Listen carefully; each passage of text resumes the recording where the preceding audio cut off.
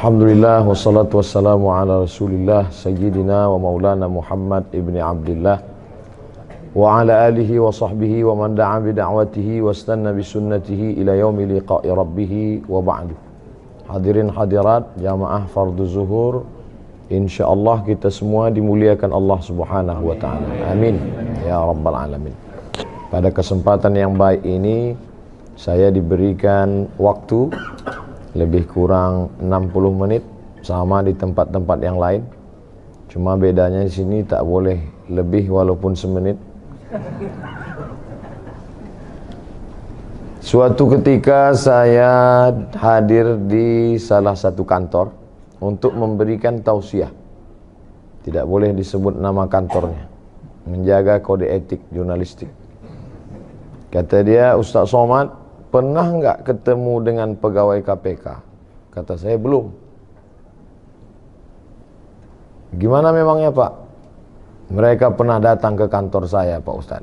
Terus saya beri mereka seperti tamu yang lain, saya beri makan, mereka kasih minum, tapi mereka tidak mau.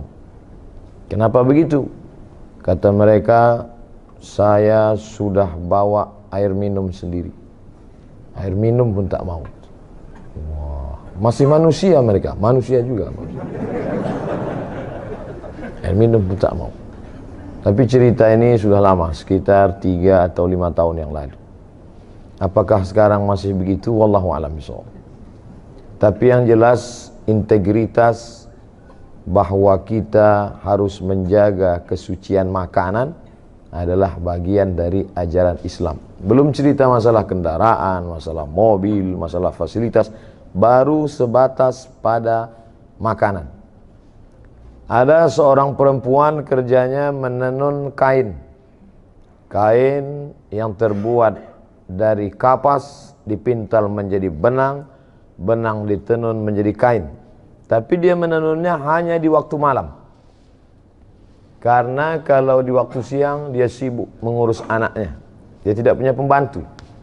Hanya malam sajalah yang dia bisa menenun. Tapi malam tidak ada lampu. Dia naik ke atas atap rumah. Atap rumah orang Arab itu datar, namanya satah. Di atas satah itu dia menenun.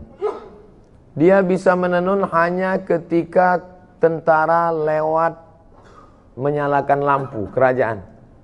Setiap tentara lewat dengan lampu yang terang, dia pun mulai menenun. Ketika pasukan mulai berlalu dan gelap, dia berhenti. Ketika nanti tentara lewat di tengah malam, dia mulai menenun. Ketika mulai berhenti gelap, dia pun berhenti. Begitu yang dia lakukan setiap malam sampai akhirnya kain itu jadi satu kain hasil dari menenun karena pasukan tentara kerajaan lewat. Setelah kain selesai, ditanyakanlah pertanyaan kepada imam pendiri mazhab Hambali bernama Ahmad bin Hambal di kota Baghdad tahun 241 Hijrah. Wahai Imam Ahmad bin Hambal, ya, apakah boleh saya menjual kain ini? Halalkah hasilnya saya makan? Imam bin Hambal tidak menjawab, tapi dia balik bertanya, kamu siapa? Perempuan itu menjawab, saya adalah saudara kandung Imam Bishri Al-Hafi, seorang ulama sufi, seorang ulama yang menjaga hatinya, seorang ulama yang menjaga makanannya. Karena kata Imam Ahmad bin Hambal, belum pernah seumur hidup saya ada orang bertanya tentang hukum memakai lampu yang dipakai kerajaan ketika sedang lewat. Apa salahnya? Toh tidak ada yang rugi. Kira-kira masih adakah orang yang memperhatikan hasil jualan kainnya, tenunannya? Zaman itu abad ketiga hijrah, orang masih memikirkan apa efek negatif yang diterima dari memakai lampu. Lampunya, cahayanya, tidak ada ruginya sedikit pun, tapi masih memperhatikan. Hari ini orang bukan cuma memakai lampunya, menjual lampunya sekalipun tak dia pikirkan. Yang penting saya bisa nyaman, saya bisa tenang, saya bisa. Oleh sebab itu maka masalah kejujuran terkait dengan makanan. Makanya di antara doa yang diajarkan Nabi SAW, Allahumma inni a'udzubika min ilmin la yanfa' Aku berlindung kepada Engkau ya Allah dari ilmu yang tak bermanfaat. Apa guna ilmu tak bermanfaat? Banyak profesor, banyak doktor, banyak PhD, Doctor of Philosophy, banyak orang berkarya, tapi tak ada manfaat ilmu akibat dari tidak memperhatikan makanan. Makanan amat sangat penting, karena makanan akan menjadi setetes darah, dan darah akan masuk ke dalam jantung. Dari jantung darah akan naik ke atas otak kepala. Dari kepala inilah akan turun ke mata, turun ke telinga, turun ke tangan, turun ke hati. Jangan heran kalau pertama kali yang gelap tidak dapat hidayah itu bukan telinga, bukan kepala, tapi yang pertama kali adalah hati. Khatamallahu ala qulubihim. Makanya kata Nabi SAW, setiap kali kita berbuat satu salah, satu titik hitam. 2 kali salah, 1 titik hitam. 3 kali salah, 1 titik hitam. Akhirnya hati itu pun gelap. Semua berawal dari makanan. Makanya kata Nabi SAW, jaga makananmu takun mustajabud da'wah. Ihfaz mat'amak takun mustajabud da'wah. Jaga makananmu, maka engkau akan menjadi orang yang amat sangat dikabulkan doanya. Seseorang kata Nabi SAW yang rambutnya kusut berdebu.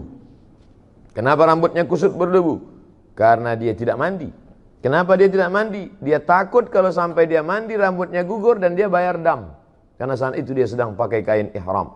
Kain ihram di tanah haram dalam keadaan umrah, mengangkat tangan di tepi Ka'bah. Tapi kata Nabi, doanya tidak dikabulkan Allah. Mengapa doa tidak dikabulkan Allah? Ada 4 sebab. Yang pertama, mat'amuhu haram, makanannya haram. Mashrabuhu haram, minumannya haram. Malbasuhu haram, pakaiannya haram. Wa ghudhiya bil haram, diberi, disuap makanan haram. Anna yustajabulah. Apakah mungkin doanya dikabulkan Allah? Lidah yang dia pakai meminta kepada Allah adalah lidah yang dia pakai untuk makan haram. Diharamkan Allah mengabulkan doa dari lidah yang memakan haram. Kecuali lidah dia 2, satu untuk makan, satu untuk berdoa. Oleh sebab itu maka berawal semuanya dari makanan. Makanya sahabat Nabi bernama Abdullah ibnu Umar radhiyallahu anhuma suatu ketika mengorek setengah kurma, bukan satu butir kurma, setengah kurma dia korek dari dalam tenggorokannya. Sahabat yang lain heran, muntah tidak apa-apa, tapi mengorek sampai muntah bisa jadi haram, makruh kalau sebabnya. Tapi ini kenapa engkau korek? Apa kata Abdullah ibnu Umar? Tadi aku makan 1 kurma, setelah itu aku makan sebelah, yang 1 masih tertahan. Datang orang lalu mengatakan, kamu tadi makan apa? Saya makan kurma. Kurma itu dari siapa? Dari si fulan yang memberikan makan kurma. Kamu tahu tidak kalau dia itu hasil usahanya syubhat? Syubhat masih remang-remang, belum pasti betul haram. Tapi Nabi mengatakan, famanittaqas syubhat, siapa yang menjaga dirinya dari syubhat, faqad istabra'a li dinihi wa 'irdihi, dia sudah menjaga agamanya dan menjaga kehormatannya. Dulu orang yang menjaga makanannya dari yang syubhat, dari yang tidak jelas ini, orang itu disebut dengan orang yang wara'. Wara' artinya menjaga diri dari yang syubhat.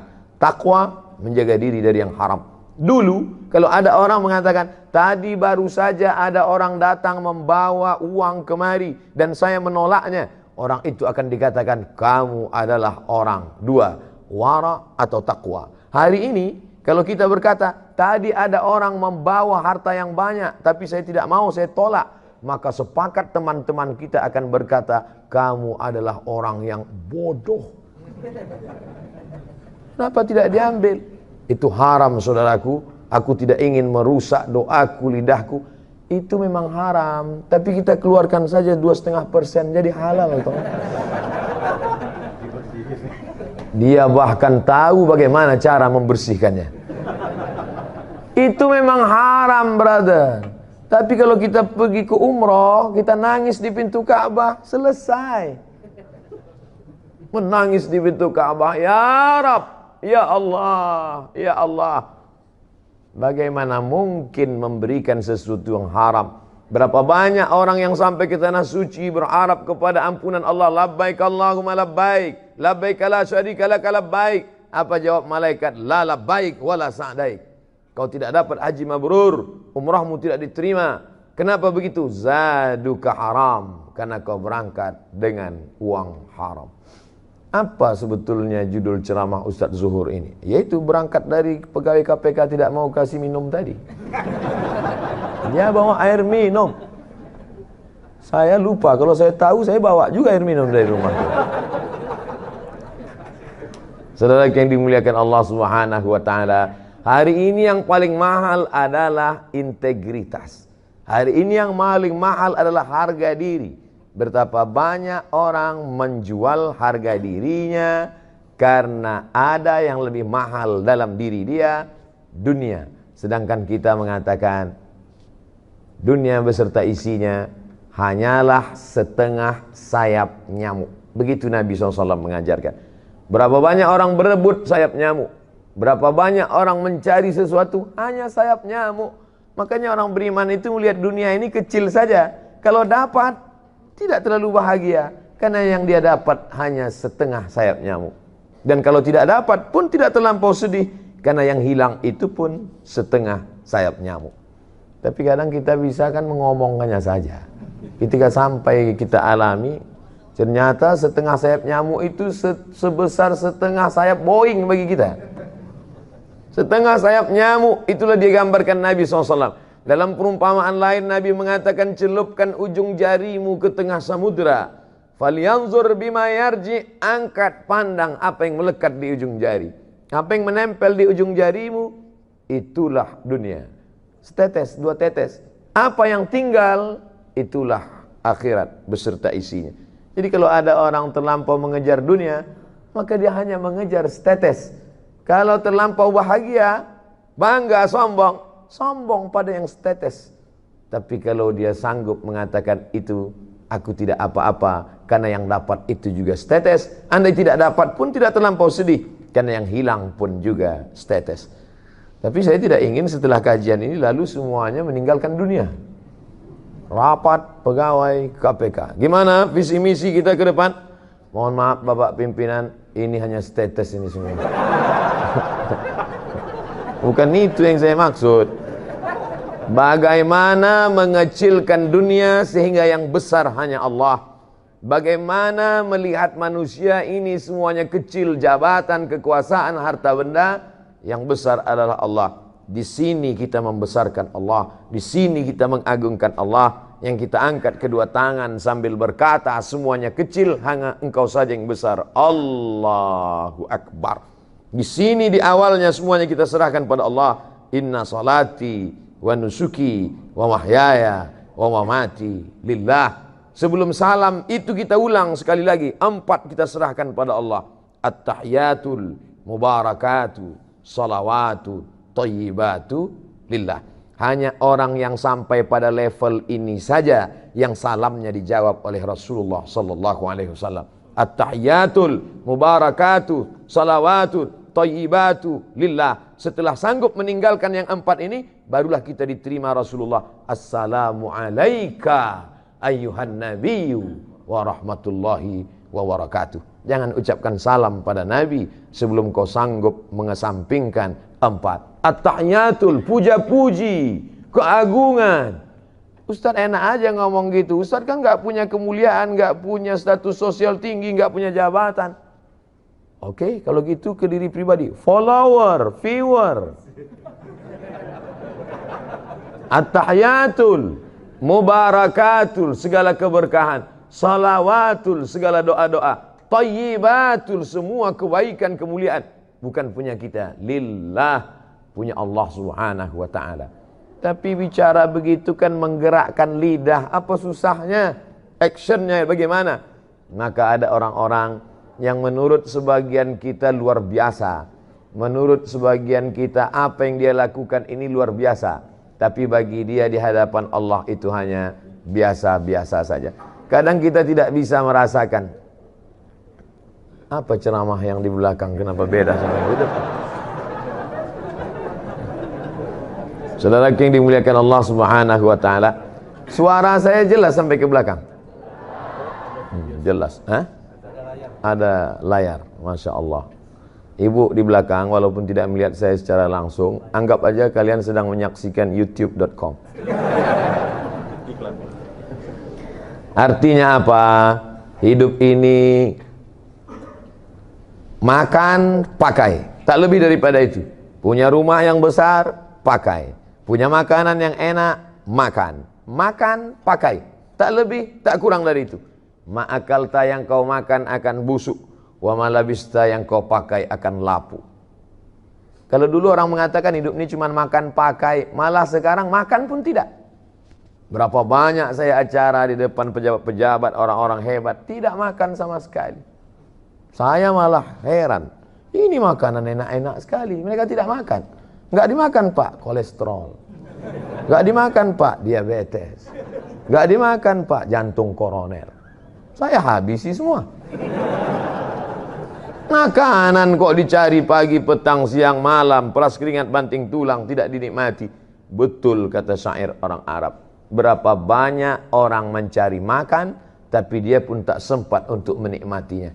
Pakaian, sehebat-hebatnya pakaian, sekaya-kaya orang, setinggi-tingginya jabatan, pakaian paling tebal 3 lapis. Satu pakaian di dalam, singlet, underwear. Yang di luar ini. Yang nomor 3, aksesoris. Ini saya pakai supaya orang tahu saya ustadz. Kalau tidak, saya memang tidak pakai sorban. Saya kemana-mana biasa aja jalan. Cuman beberapa kali, kemarin waktu saya sedang duduk di pesawat, lewat itu yang bagi nasi. Apa kata dia? Mirip sekali dengan Ustaz Somad ya. Mati saya. Nah, makanya saya pakai sorban ini.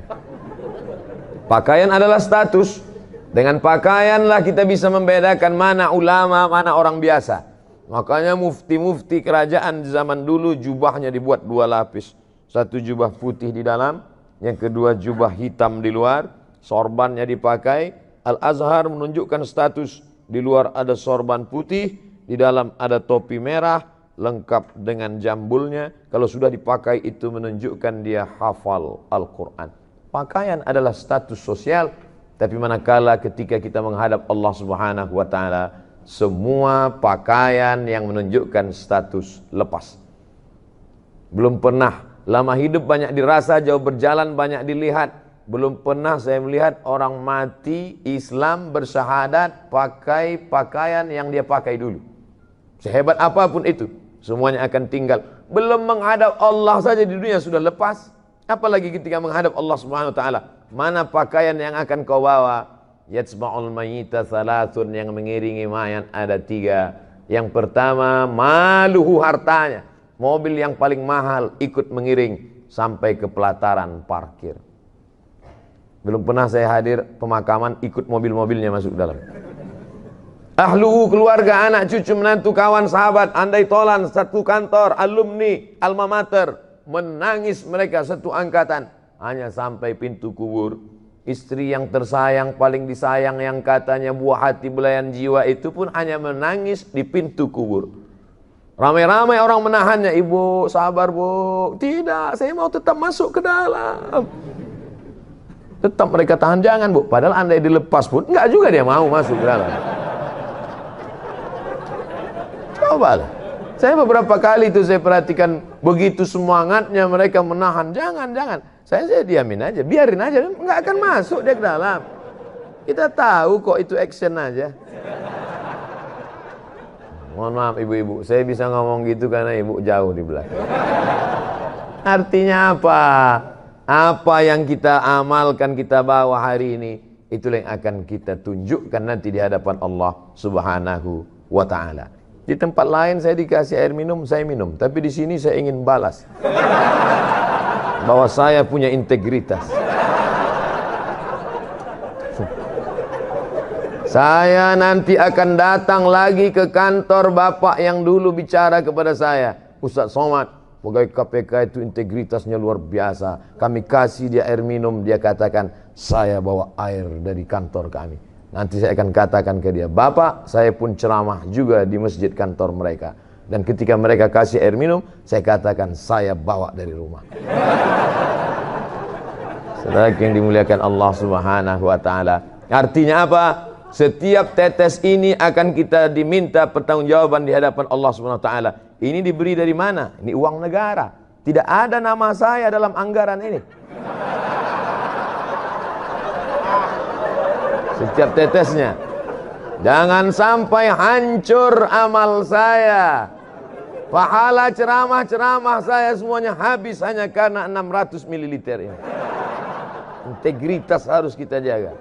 Takbir. Masya Allah, pantang dipancing. Ya'ti yaumal qiyamati, ada orang nanti pada hari kiamat dia akan mati menghadap Allah bisolatin, solatnya banyak. Solat qabliyah, solat ba'diyah, solat tahajud, solat witir, solat duha, solat isyraq, solat awabin, solat tasbih. Wa zakatin, zakat, wakaf, infak, sedekah, bangun masjid, pondok pesantren. Wa siyamin, puasa Senin Kamis, puasa Nabi Daud, puasa Ayyamul Bait, puasa 6 hari di bulan Syawal, puasanya banyak.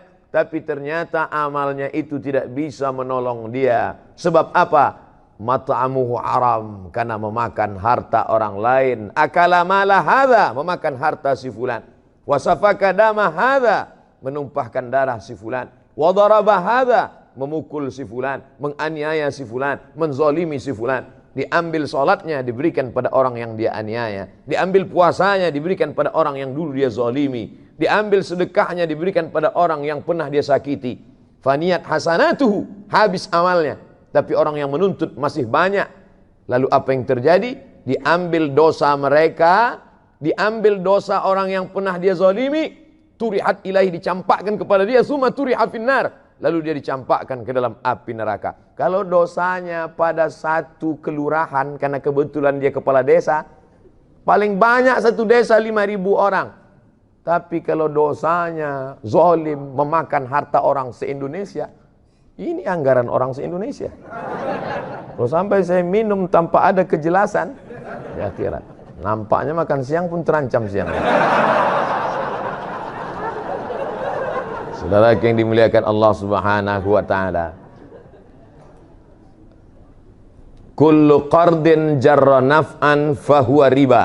Setiap pinjaman, kalau ada unsur manfaat dari pinjaman itu, maka pinjaman itu menjadi riba. Siapa yang tidak lepas dari pinjaman? Selama hidup pasti kita pernah meminjam. Tidak ada barang yang cash di rumah kita sekarang. Semuanya pinjaman. Panci pun kredit. Semuanya pinjaman. Andai saya meminjam kepada Bapak, saya tak tahu nama-nama Bapak, tak tahu saya. Satu-satunya yang saya tahu nama di sini cuma Pak Novel Baswedan. Saya pinjam uang Bapak 5 juta, Pak. Oke, Ustadz. Nih pakai duit 5 juta. Pinjam ya, Pak? Iya. Lalu kemudian besok 2-3 hari, boleh saya pinjam motornya? Apakah Pak Ustadz? Maka motor yang saya pakai itu sudah saya pakai unsur manfaat. Kullu qardin jarra naf'an, kalau meminjam ada mengambil manfaat, maka manfaatnya itu adalah riba. Sekarang berapa banyak kita meminjam barang orang, uang orang, justru kita pinjam kayak karena manfaat itu. Kalau tidak ada manfaatnya, kamu kasih pinjaman sama dia. Iya. Kenapa kamu ambil barang dia, kamu manfaatkan? Loh, kalau enggak saya manfaatkan, saya dapat apa? Betapa logika kita sudah terbolak-balik. Pernahkah ini terjadi pada ulama-ulama dulu? Ya, ada seorang ulama namanya Abu Hanifah. Kalau saya sebut Abu Hanifah banyak yang tidak kenal. Saya sebut nama lengkapnya Nu'man bin Thabit, juga tidak kenal. Tapi kalau disebut Imam Hanafi, oh. Makanya kalau kenalan sama orang tanya nama lengkapnya. Nama siapa? Abdul Somad. Oh, itu. UAS, itu juga.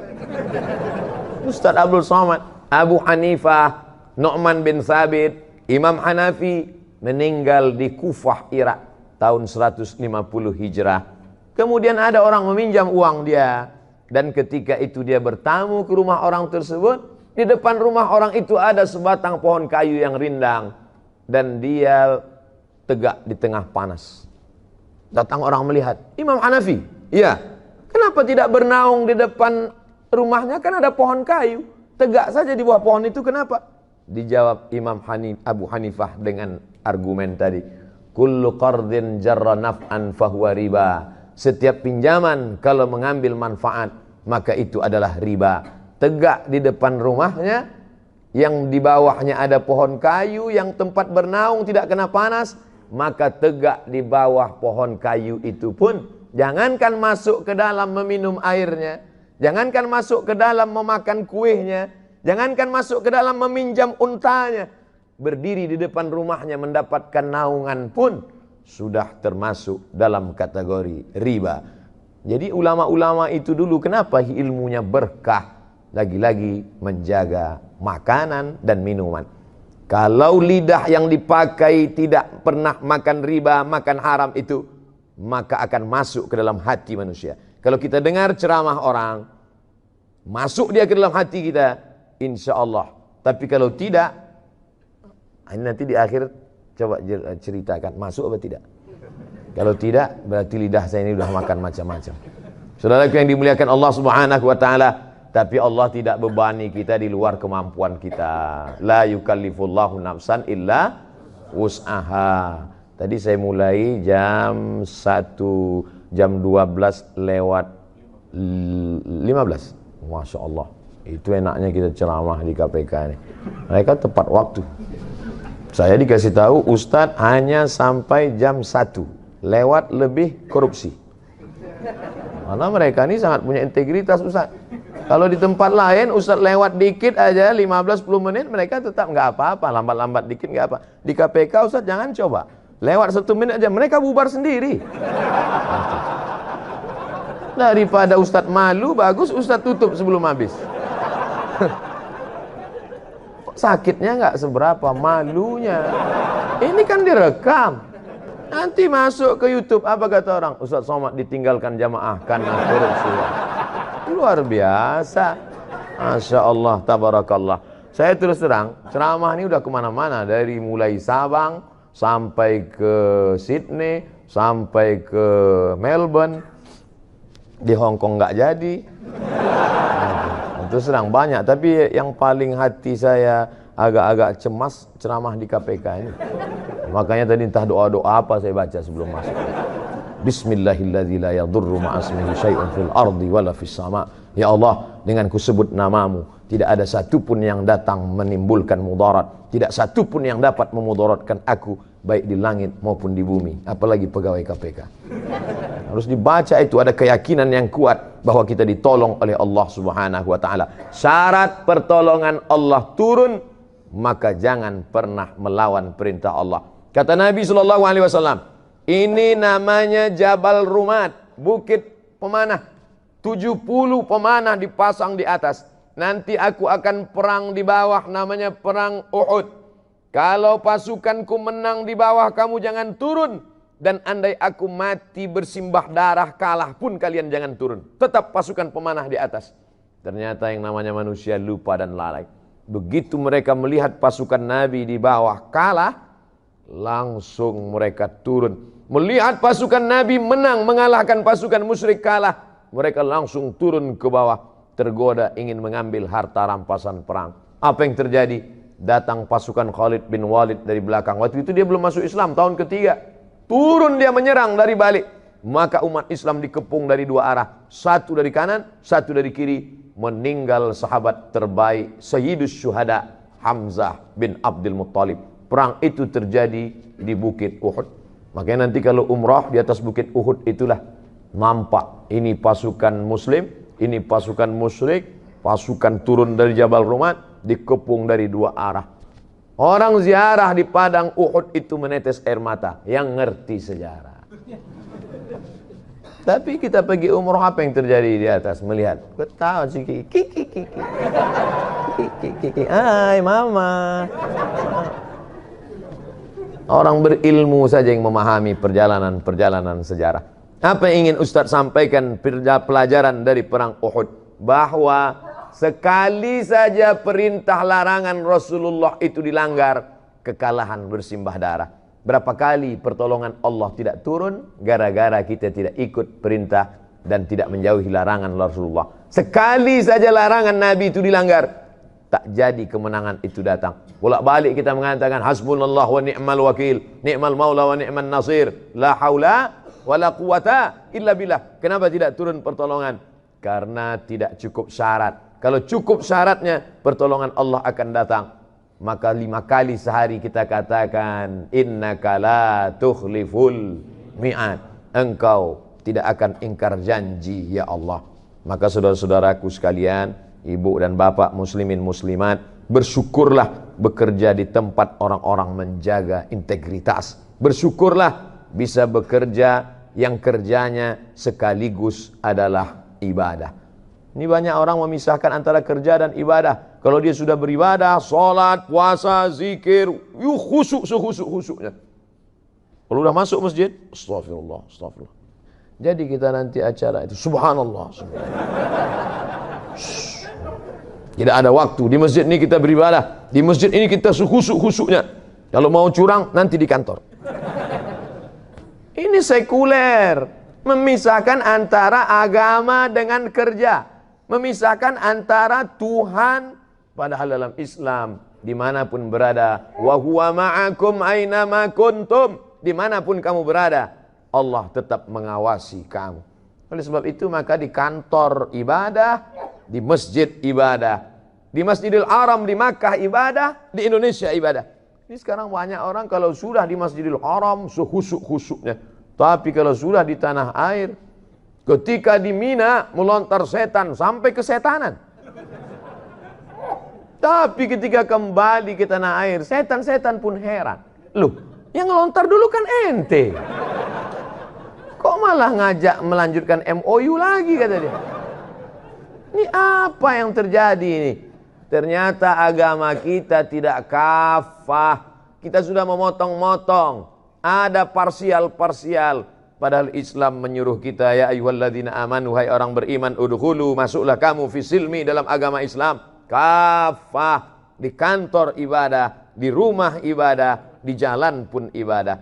Kalaulah di jalan itu tidak ibadah, kasihan sekali bapak-bapak polisi di jalan meluruskan lalu lintas, tidak bernilai ibadah.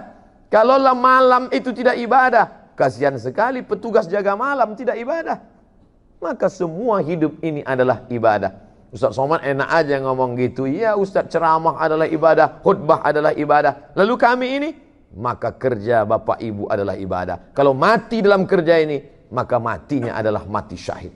Ini ancaman-ancaman luar biasa, tekanan-tekanan luar biasa. Kalau tidak difahami dengan itu, kemana dasar? Dasar utama bekerja adalah akidah la ilaha illallah. Setiap langkah adalah ibadah, hembusan nafas adalah ibadah, detak jantung adalah ibadah. Mati dalam ibadah ini, makanya mati syahid. Bapak setiap pagi harus berkata, Mama, my darling, my lovely, izinkan aku untuk jihad fisabilillah.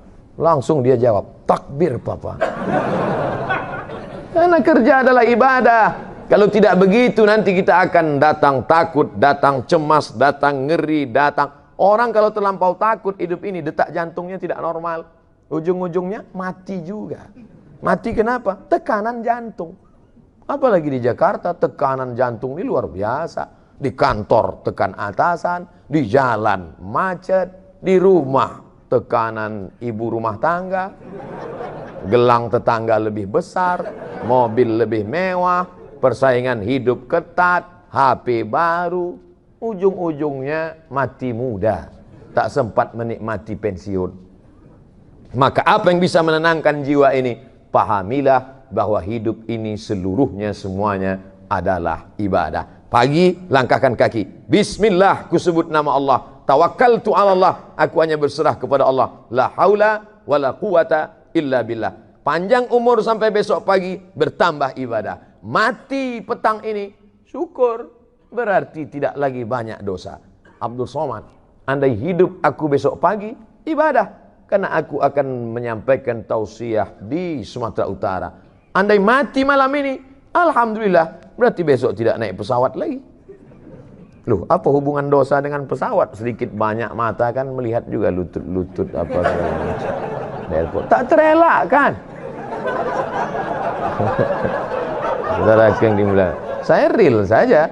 Saya tidak mengatakan bahwa saya ceramah tadi masalah setetes air pun masalah saya nyamuk lalu kemudian saya kemana-mana pejam mata, kan tidak. Lalu kalau Ustaz naik pesawat di airport semua Ustaz lihat itu. Saya tidak melihat. Cuman kan kita terlihat. Tinggal lihat. Kita hidup di alam nyata. Kita bukan di alam malaikat. Saya kira malaikat pun dapat memaklumi itu. Hanya beristighfar. Astaghfirullahaladzim. Kita hidup real nyata. Mati malam ini, alhamdulillah, bersih dari segala dosa. Besok tidak buat dosa lagi. Hidup besok pagi, alhamdulillah, berarti kita masih bisa beramal soleh. Tapi mesti dipahami juga ini, ada namanya amal mahdhah. Salat, baca Quran, puasa sunat, itu amal mahdhah. Ada rukunnya, ada syaratnya, ada wajibnya, ada sunatnya, ada membatalkannya. Tapi ada dia aktivitas sehari-hari, biasa, tapi dia bernilai ibadah. Jadi jangan dibolak-balik. Nanti datang azan. Hayya 'alas shalah. Ente enggak ke masjid? Kerja ini pun ibadah, Saudara. Nah, ini enggak betul juga. Karena kalau panggilan atasan kita bukan main lagi. Besok datang jam 7 ya. Siap, Pak. Besok datang pagi ya. Oke, Pak. Tapi kalau panggilan Allah Subhanahu wa taala, ente enggak sholat ke masjid zuhur? Waktu panjang, Saudara. Tapi kita kan sholat berjamaah itu. Iya, ulama kan ikhtilaf dalam masalah. Kenapa kita jadikan ikhtilaf ulama itu sebagai rukhsah keringanan, padahal badan kita sehat? Tapi hari ini saya bangga luar biasa. Ini bukan pondok pesantren. Ini bukan kantor Kementerian Agama. Ini kantor KPK, guys. Tapi jamaah sholat zuhurnya luar biasa. Ini setiap hari seperti ini. Nah, saya nanya aja. Luar biasa. Masya Allah, tabarakallah. Mudah-mudahan kita tetap istiqamah melaksanakannya. Al-istiqamah, satu istiqamah khairum min alfi karamah. Satu istiqamah lebih baik daripada 1000 karamah. Badan kebal bisa ngilang, terbang di awan, jalan di atas air, tak ada gunanya. Karena semua akan tinggal. Tapi satu istiqamah. Alladzina qalu rabbuna Allah, orang yang berkata Tuhanku Allah, tsumma istaqamu, istiqamah dia. Tatanazzalu alaihimul malaika, turun malaikat sebelum dia mati. Apa kata malaikat? Alla takhafu, jangan kau takut. Wala tahzanu, don't be sad. Jangan kau sedih. La tahzan, jangan sedih. Orang mau mati itu ada perasaan dua. Pertama, takut menghadapi sakaratul maut, takut menghadapi azab kubur. Yang kedua, sedih. Sedih meninggalkan anak, sedih meninggalkan rumah yang besar, sedih meninggalkan istri akan diambil brownies. Sedih. Nah, tengok ibu udah senyum-senyum di belakang. Tapi sedih dan takut itu hilang karena malaikat menenangkan dia dan semuanya mati dalam keadaan husnul khatimah. Di akhir majelis ini Al-Faqir Abdul Somad hanya minta request satu saja, doakan Abdul Somad mati husnul khatimah. Amin. Jangan sekarang, kita masih ada jadwal. Saya tahu waktu sudah habis, tapi jangan terlalu tunjukkan kan. Doa di masjid dikabulkan Allah, doa selesai sholat dikabulkan Allah, doa berjamaah dikabulkan Allah. Maka di hari majlis, doa di majlis ilmu dihadiri malaikat dikabulkan Allah. Tak tahu entah dari mulut yang mana doa itu mengetuk pintu-pintu langit. Nampaknya dia manusia biasa saja, bukan ulama, bukan ustadz, tapi rupanya hatinya bersih, makannya bersih, tak pernah makan syubhat. Sekali amin dari mulut dia mengetuk. Itulah mengapa kita selalu doa istisqa beramai-ramai, doa minta hujan ramai-ramai. Ustaz, ini kenapa kita sudah istisqa tapi hujan gak turun juga Pak Ustaz? Bukan salah saya. Terus yang bakar hutan itu ikut doa sekalian. Mana mau dia? Begitu cara saya membela diri saya, daripada saya dipojokkan terus. Maka di akhir majlis ini mari kita sama-sama berdoa. Ala hadhihi niyah al-Fatihah. A'udzubillahi minasyaitonirrajim. Bismillahirrahmanirrahim. Alhamdulillahirabbil alamin. Arrahmanirrahim. Maliki yaumiddin. Iyyaka na'budu wa iyyaka nasta'in. Ihdinas shiratal mustaqim. Shiratal ladzina an'amta 'alaihim ghairil maghdubi 'alaihim waladdallin. Amin. Allahumma shalli ala sayyidina Muhammad wa ala ali sayyidina Muhammad. Kami bermohon dengan kemuliaan Al-Fatihah, dengan kemuliaan Nabi Muhammad sallallahu alaihi wasallam. Kami yang hina banyak silap salah dosa ini mohon kepadamu ya Allah, sabbitsna 'alal imani wal Islam. Kokohkan kami dalam iman dan Islam apapun yang terjadi ya Allah. Allahumma ja'alna minal ladzina yastami'una al-qawla fayattabi'una ahsanah. Jadikan kami orang-orang yang mendengarkan kalimat yang baik lalu mengiringinya, menutupnya dengan amal yang baik. Ya muqallibal qulub, Wahai Engkau yang membolak-balikkan hati, tsabbit qulubana, kokohkan hati kami ala dinik, dalam agamamu, wa ala ta'atik, dalam ketaatan kepadamu ya Allah. Allahumma a'inna, tolong kami, karena kami ini dasarnya lemah, tergoda, terpukau. A'inna, tolong kami ala zikrika, supaya hati kami ini selalu berzikir mengingatmu, wa syukrika, supaya kami selalu mensyukuri nikmatmu, wa husni ibadatik, selalu beribadah dengan ibadah yang terbaik ya Allah. Allahumma la tada' lana dzamban illa ghafarta. Setiap kami selesai dari majlis, keluar kami dari majlis ini, bersihkan kami dari silap salah dan dosa. Wala maridhan illa syafaitah, ada di antara kami yang sakit, sembuhkan untuk selamanya. Wala mayitan illa rahimtah, yang meninggal dunia, lapangkan kuburnya, terang benderanglah hendaknya. Wala hajatan min hawaijid dunya wal akhirati laka ridha walana fiha salah. Segala hajat dunia, hajat akhirat, tunaikan, mudahkanlah untuk kami ya Allah. Allahumma la sahla illa ma ja'altahu sahla wa anta taj'alul hazana idza syi'ta sahla. Allahumma waffiq ulata umurina, pemimpin-pemimpin kami, condongkan hati mereka agar mereka menolong agamamu dengan kekuasaan yang kau titipkan di pundak mereka. Allahumma ja'alna mukhlisina lahuddin, jadikan kami orang-orang yang tulus ikhlas beramal karena ingin mencari ridhamu ya Allah. Allahumma inna nas'aluka ridhaka wal jannah, kami mohon ridhamu dan surgamu, wa na'udzubika min sakhatika wan nar, jauhkan kami dari murkamu dan nerakamu. Rabbana atina fid dunya hasanah wa fil akhirati hasanah wa qina adzabannar. Wa sallallahu ala sayyidina Muhammad wa ala alihi wa sahbihi wasallam. Walhamdulillahi rabbil alamin. Terima kasih segala perhatian. Selama menyampaikan tausiah 45 menit ini banyak tutur kata yang tidak berkenan di hati, menyinggung perasaan saya, Al-Faqir Abdul Somad, mohon beribu maaf. Terima kasih. Wassalamualaikum warahmatullahi wabarakatuh.